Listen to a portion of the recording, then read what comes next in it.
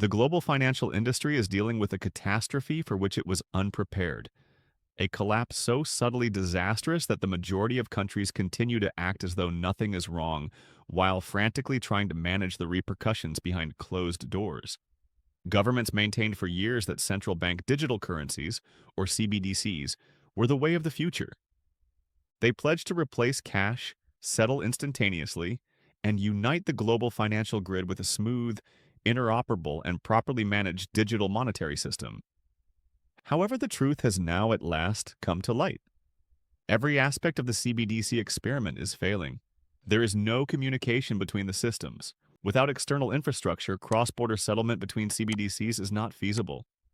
Prior to deployment, the message frameworks were out of date, and the national chains are incompatible. Even worse, each central bank created a system that only functions within its own boundaries. They didn't create global financial tools. Instead, they built digital fortresses, remote islands that couldn't communicate with one another. Now that the architecture has completely collapsed and the collapse is confirmed, central banks all over the world have resorted to the only technology that can save them from their own demise: the XRP ledger and XRP. The documents that have surfaced from internal banking circles are startling because they validate what Ripple has been covertly developing for more than 10 years, rather than because they reveal anything new. All central banks have now come to the same conclusion. Without a neutral, bridgeable ISO 2022 native settlement asset, their CBDC platforms cannot achieve global interoperability. This includes the Federal Reserve, the European Central Bank, Asia-Pacific institutions, and Middle Eastern monetary authorities. They can't connect systems beyond national boundaries. They are unable to resolve liquidity discrepancies. They are unable to manage flows of many currencies. They are unable to offer real-time settlement between several digital denominations. They created digital currencies, but, to be honest, neglected to construct the railroads that link them. XRP is the only asset that has been developed, validated, and is internationally scalable, meeting all of the requirements. It is now required to have a backup plan. The change is structural rather than ideological. Without the bridging layer provided by XRP, their systems just cannot function. The purpose of the XRP ledger was not to rival that of CBDCs. It was intended to bring them together. Additionally, central banks are realizing that the XRP ledger is the only bridge architecture that is already battle-tested, compliant, interoperable, and durable enough to handle international CBDC settlement, while the CBDC systems are crumbling under their own weight. This is when the docs that were released become even more explosive. Already, a number of central banks have started switching to XRPL-based interoperability models for their settlement systems. These are not exploratory projects or optional pilot experiments. These integrations are required. To be honest, the language is very direct and private, yet diplomatic and public. Unless XRP is utilized as the settlement intermediary between them, CBDCs will not be able to operate worldwide.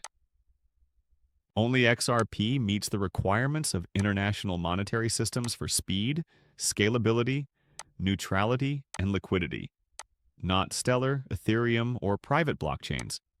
Central banks now acknowledge that it was a disastrous error to attempt to create a universal interbank solution from the ground up.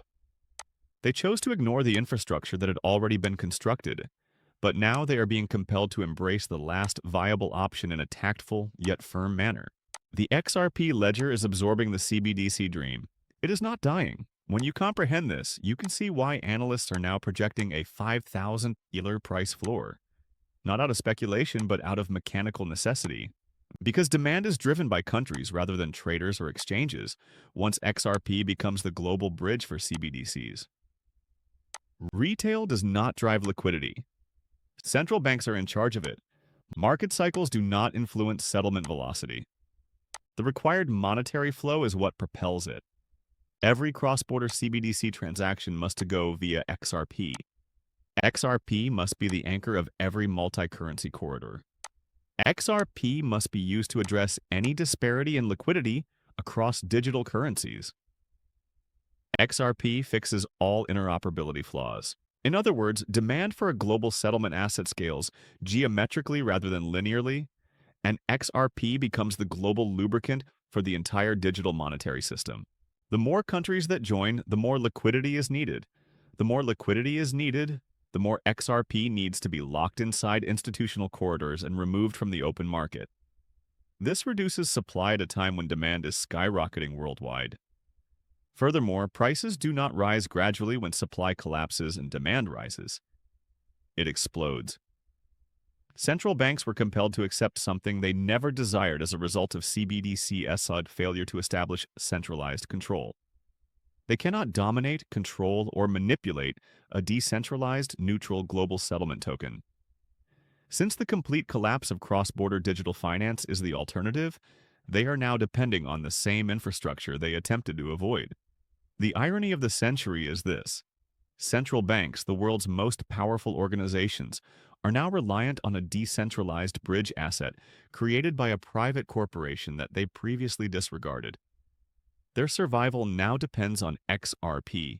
Central banks characterize the shift in private meetings as inevitable, required, functionally necessary, and, well, not optional.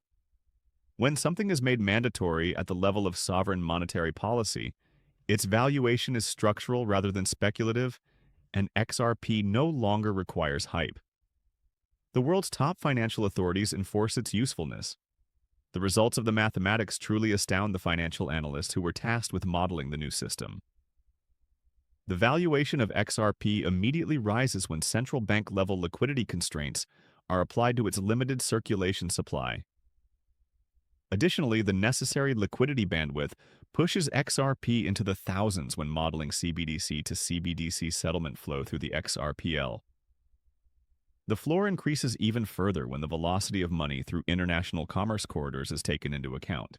The supply shortage gets even worse when you take into account that central banks need to maintain strategic XRP reserves in order to maintain settlement continuity. According to the documents, countries are getting ready for a time when XRP will be viewed as a strategic digital commodity that serves as a liquidity reserve, settlement instrument, and interoperability engine. When these reserves are established, the circulating supply gets even fewer, which pushes the price toward the floor, which analysts are now predicting will happen at $5,000 per XRP. This implies they won't be trading it. Instead, they will be storing, locking, and removing it from the market. The extent of central bank adoption is frequently underestimated by retail investors. Demand rises when a business uses a token. Demand increases when a bank uses it.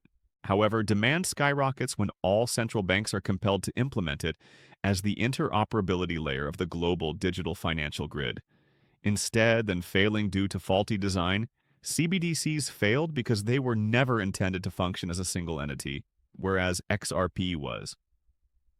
The world's monetary system is currently being reorganized around the single technology that can bring this fragmented digital landscape back together. The demise of CBDCs is not the end. Central banks can no longer ignore this change, which is only getting started. You can no longer choose XRP, it is the required rescue strategy. Additionally, the worth of XRP will shift from speculative to necessary as the system reorganizes around it. From optional to unavoidable, from erratic to firmly established. Because of this, researchers argue the floor is $5,000 because once global monetary authorities rely on a single settlement asset, its value is dictated by necessity rather than by markets. The global monetary system will never be the same once CBDCs failed and XRP emerged as the solution. Disclaimer: I am not a licensed financial advisor, so keep that in mind. These videos only include content that is meant to be entertaining. Before making any financial decisions, I always advise viewers to do their own research and speak with experts. I really appreciate you listening. Please remember to hit the subscribe button and give the video a thumbs up if you liked it. Additionally, if you want to be the first to know when I post new stuff, make sure you enable the alerts. I can't wait to see you in the next video. Be careful.